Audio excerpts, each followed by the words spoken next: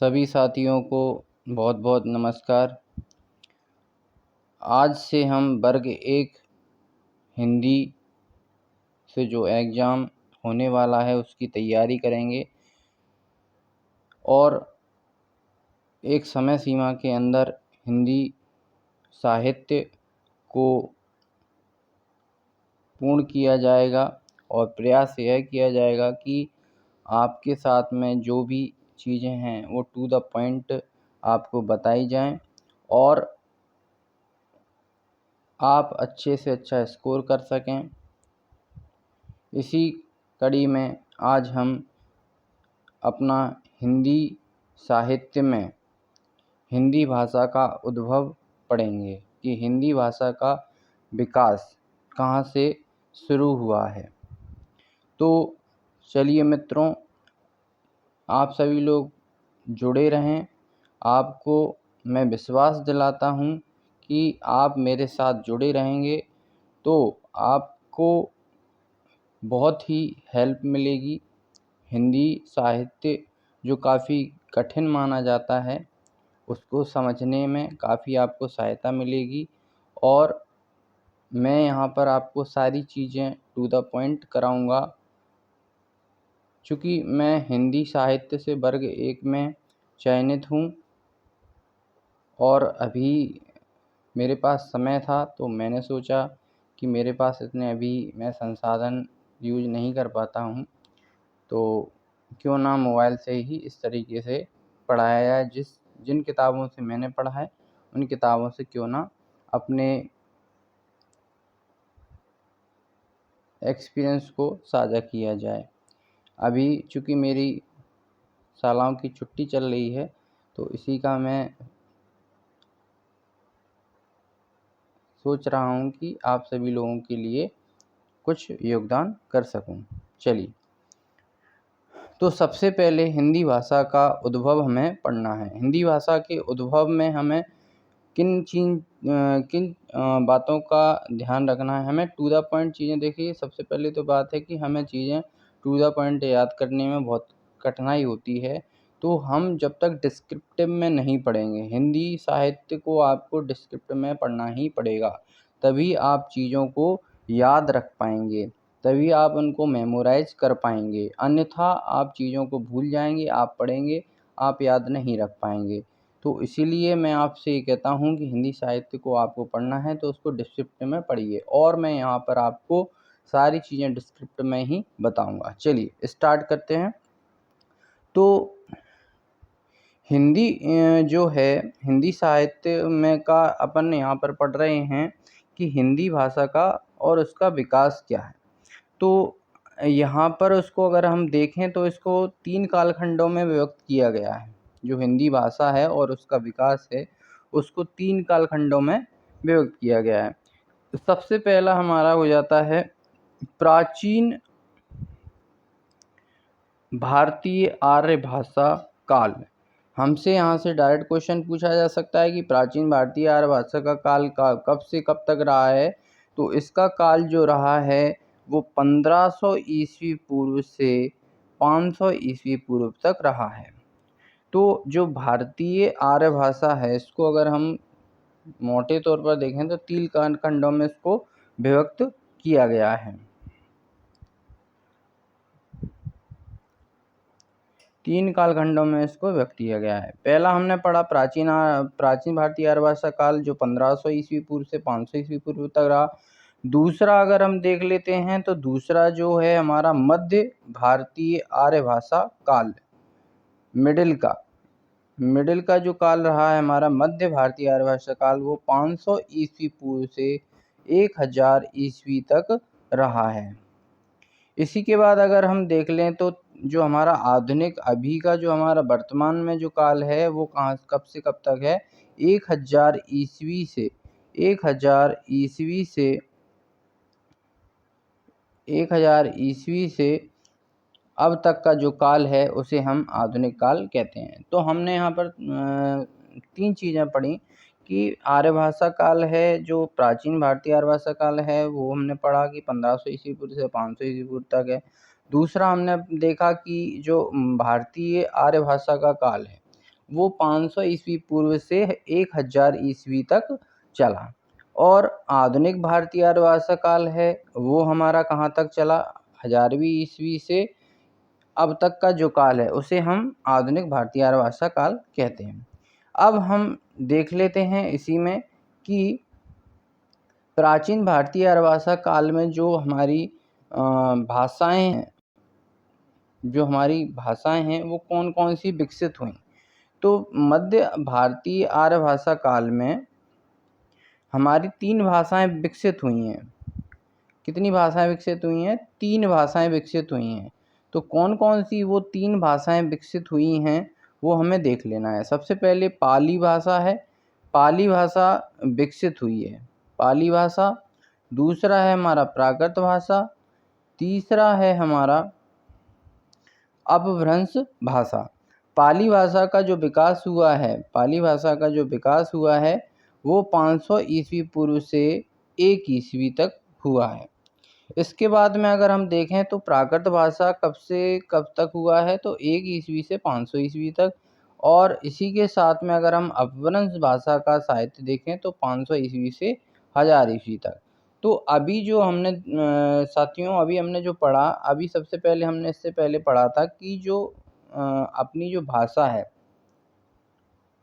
जो अपना हिंदी भाषा है वो उसको कितने कालखंडों में बांटा गया है, ये अभी हम इससे पहले पढ़ के आए हैं। तो हमने ये पढ़ा था कि इसको 3 कालखंडों में विभक्त किया है। हमने अभी ये पढ़ के आए। क्या पढ़ के आए थे कि ये 3 भागों में बटा हुआ है। इतना तो आपको समझ में आ रहा होगा।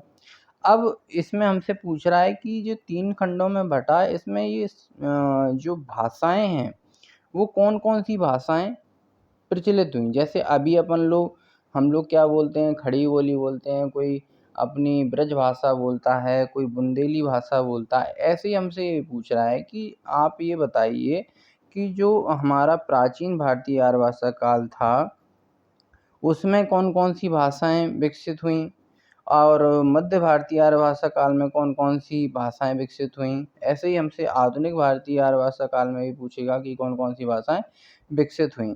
तो अब हम प्राचीन भारतीय आर्यभाषा काल में देखें तो संस्कृत मुख्यतः हमारी कौन सी संस्कृत भाषा थी। इसमें प्राचीन भारतीय आर्यभाषा काल में सबसे ज़्यादा कौन सी विकसित हुई? संस्कृत विकसित हुई। अब दूसरा हमको देखना है कि मध्य भारतीय आर्यभाषा काल में कौन सी भाषा विकसित हुई हैं। तो 3 भाषाएं विकसित हुई हैं। कितनी भाषाएं 3 विकसित हुई हैं? 3 भाषाएं विकसित हुई हैं। कौन कौन सी हुई हैं? तो पाली हुई है, प्राकृत हुई है और अपभ्रंश हुई है। ये 3 भाषाएं आपको याद रखना है, इनके सन याद करना है कि कब से कब तक विकसित हुई हैं। ठीक है, अब हम आगे चलते हैं, आगे देखते हैं। अब हम पाली भाषा के बारे में पढ़ते हैं। तो पाली भाषा जो भाषा है वो कैसी भाषा है? मागधी भाषा। पाली भाषा को मागधी भाषा भी कहा जाता है। पाली भाषा को मागधी भाषा भी कहा जाता है। यह बौद्ध धर्म की भाषा है। यहाँ से क्वेश्चन बन सकता है कि जो पाली भाषा है वह कैसी भाषा है? तो यह बौद्ध धर्म की भाषा है। यहाँ से बौद्ध साहित्य, जो बौद्धों का साहित्य है वो किस भाषा में लिखा गया है? पाली भाषा में लिखा गया है।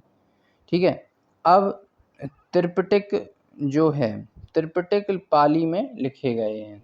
जो त्रिपिटक हैं, बौद्ध धर्म के जो ग्रंथ हैं जिनका नाम त्रिपिटक है वो किस भाषा में लिखे गए हैं? पाली भाषा में लिखे गए हैं। इसके बाद में त्रिपिटकों के नाम भी बता दिए हैं कि त्रिपिटक के 3 नाम हैं। कौन कौन से पिटक हैं? पिटक मतलब उनके ग्रंथ हैं, उनको जो वो पिटक बोल रहे हैं। तो सुत्त पिटक, विनय पिटक और अभिधम्म पिटक, ये 3 पिटक हैं बौद्ध धर्म के। जैसे कि अपन जब हिंदू धर्म में अब हम देखते हैं तो हम क्या पढ़ते हैं? भगवद गीता, रामायण, इस प्रकार के हमारे ग्रंथ हैं। ऐसे ही सभी धर्मों के अपने अपने ग्रंथ होते हैं। तो ऐसे ही बौद्ध धर्म में अगर हम देखते हैं तो बौद्ध धर्म में इनका जो ग्रंथ है उसको त्रिपिटक बोलते हैं, पाली भाषा में लिखे गए हैं। और त्रिपिटक के नाम भी बता दिए गए हैं, सुत्त पिटक, विनय पिटक और अभिधम्म पिटक। ठीक है, अब इसके बाद में हमने पाली भाषा पढ़ लिया कि पाली भाषा हमारा कंफर्म हो गया, आपको यहाँ से हमने देख लिया। तो आप इसको मेमोराइज और रिवाइज करते जाइए, ठीक है मेरे साथ ही। अब हम पढ़ते हैं दूसरा हमारा इसमें क्या है, प्राकृत भाषा। अब हमको पढ़ना है प्राकृत भाषा। तो प्राकृत भाषा को हम अपनी बोलचाल की भाषा भी कहते हैं। अब जैसे हम अभी अपने घर पर आसपास में बात करते हैं तो उसको हम अपनी बोलचाल की भाषा बोलते हैं। जैसे अभी हम घर पे बात करते हैं तो प्राकृत भाषा बोलचाल की भाषा होने के कारण पंडितों मतलब जो एक तरीके से जैसे ग्रंथों को लिखते हैं उनको यहाँ पर इन्होंने पंडितों को बोला है। तो ऐसा नहीं है कि ये पूजा करने वाले पंडित हैं, तो पंडितों में प्रचलित नहीं थी, ठीक है।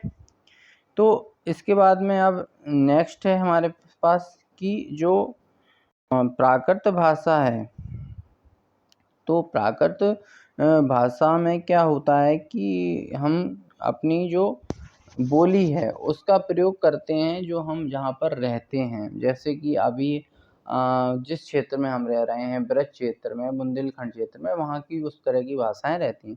तो इससे संबंधित कुछ हमको भाषाएं पढ़नी हैं। जैसे कि अब हमारे पास है कि शौरसेनी प्राकृत। शौरसेनी प्राकृत जो भाषा है वो कहाँ पर बोली जाती है, तो शौरसेनी जो प्राकृत भाषा है वो हमारी बोली जाती है मथुरा या सूरसेन जनपद में बोली जाती थी। इसे मध्य देश की बोली भी कहा जाता है, इसे मध्य देश की बोली भी कहा गया है, ठीक है। इसे मध्य देश की बोली भी कहा गया है। अब हम इसके बाद में देख लेते हैं पैशाची प्राकृत। यह उत्तर पश्चिम में कश्मीर के आसपास की भाषा थी। तीसरा हमारे पास है महाराष्ट्र प्राकृत। तो इसका मूल स्थान कहाँ था, महाराष्ट्र था, जैसे नाम से ही समझ में आ रहा है। अर्धमागधी प्राकृत का जो है वो कहाँ पर है, यह मागधी और सैनी के बीच के क्षेत्र की भाषा थी। मागधी प्राकृत यह मगध के आसपास की प्रचलित भाषा थी। तो अभी हमने प्राकृत भाषा तक पढ़ लिया। 2 पॉइंट हमारे क्लियर हो चुके हैं, पाली भाषा, प्राकृत भाषा। अब तीसरा हमें पढ़ना है जो वो है हमारी अपभ्रंश भाषा। अपभ्रंश भाषा दोस्तों हमारी 500 ईस्वी से 1000 ईस्वी तक इसका काल रहा है। अब हमें अपभ्रंश भाषा के बारे में देखना है। तो अपभ्रंश भाषा का प्रयोग जो हुआ है वो 500 से 1000 ईस्वी तक हुआ, ठीक है। अब इस भाषा को क्या है, देसी भाषा या अनेक नामों या अबहट्ट कह देते हैं या देसी भाषा कह देते हैं। जैसे अपने देसी भाषा मतलब अपन लोकल में बोल देते हैं, जैसे अपन बोल देते हैं घर पे, जैसे अपन बोलते हैं कुछ भी जो भाषा होती है तो उसको अपन अपभ्रंश भाषा कह सकते हैं। मतलब एक तरीके से ऐसे ही रफली अपन बोल देते हैं, बिगड़ा हुआ है, गिरा हुआ, अपन इस तरह की भाषा घर पे बोलचाल में बोल देते हैं कि हम नहीं कर रहे हैं, मैं ना कर रहा, इस तरीके की अपन भाषाएं को अपन अपभ्रंश भाषा में रख सकते हैं। अब अपभ्रंश भाषा जो है उसके संबंध में कुछ जो हमारे कवि और लेखक हैं उन्होंने अपने अपने मत दिए हैं। तो इसी मत में अगर हम देखें तो डॉक्टर उदय नारायण तिवारी जी ने अपनी पुस्तक हिंदी भाषा का उद्गम और विकास में जो अपभ्रंश का जन्म काल है, देखो जन्म काल अभी अपन ने पढ़ा कि इसका जो जन्म काल है वो 500 ईस्वी से 1000 ईस्वी तक रहा, ठीक है। लेकिन कुछ अब सबके अलग अलग मत होते हैं, वो कहते हैं कि नहीं अपभ्रंश भाषा का जो विकास हुआ है, तो उदय नारायण तिवारी जी इसमें कह रहे हैं कि 700 ईस्वी स्वीकार किया गया। तो ये कोई बहुत बड़ा मैटर नहीं है, अपन को इन चीज़ों को स्किप भी करते जाना है, कुछ चीज़ें सारी चीज़ों को अपन को रटना नहीं है ना।